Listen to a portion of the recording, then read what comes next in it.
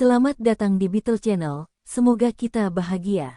Jangan lupa subscribe, like, komen dan share agar channel ini semakin berkembang. Terima kasih. Novel Kemenangan Dalam Hidup, Bab 2561. Aduk kini penuh kebencian pada Ali. Siapapun yang diperlakukan seperti ini oleh orang yang dipercayanya tidak bisa dianggap enteng. Aduk tentu saja tidak terkecuali.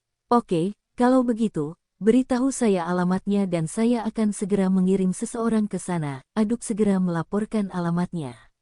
Ketika Jasper mendengar alamatnya, ekspresinya menjadi aneh.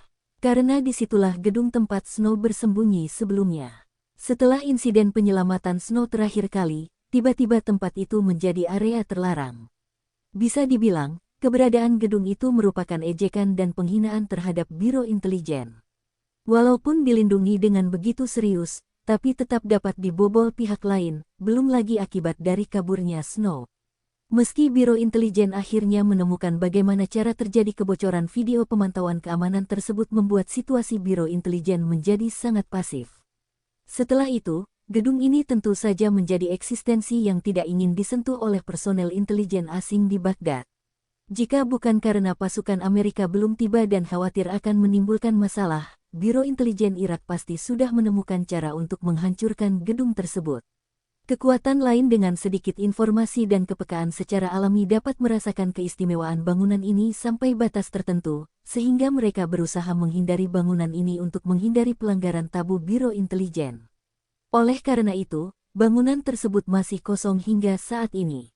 Tak disangka, Aduk begitu berbakat hingga ia memanfaatkan gedung yang hampir menjadi kawasan terlarang bagi setiap keluarga ini sebagai tempat persembunyiannya.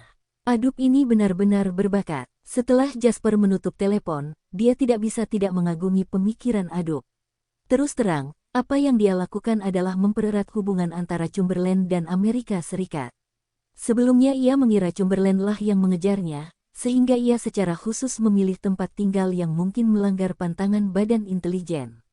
Untuk tempat seperti itu, Chamberlain, yang kini hampir setara dengan membelot ke Amerika Serikat terlebih dahulu, tentu saja tidak ingin pergi lebih jauh.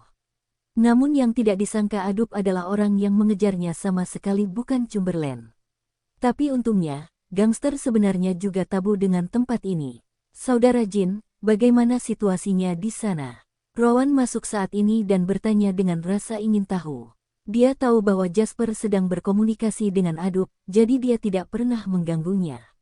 Dia menunggu sampai suara itu berhenti sebelum masuk. Itu berjalan sangat baik. Jasper tersenyum dan menggeliat untungnya. Tidak semua orang di Irak seperti Chamberlain dan Stuart, masih ada orang yang benar-benar mengutamakan kepentingan negara dan keluarga.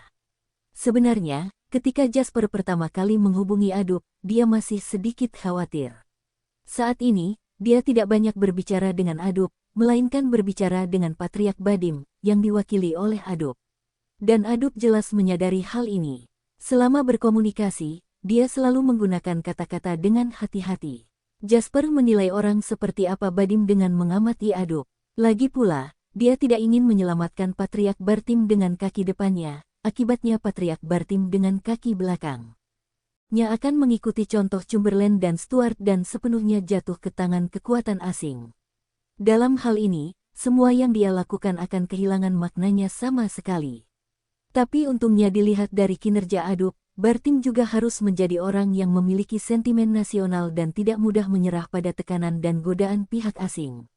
Tapi coba pikirkan, jika Patriark Bartim benar-benar tipe orang yang bisa menyerah sesuka hati dan mudah disuap, dia tidak akan digulingkan oleh Rothschild melalui Chamberlain. Bersambung, terima kasih telah menyaksikan dan mendukung channel ini.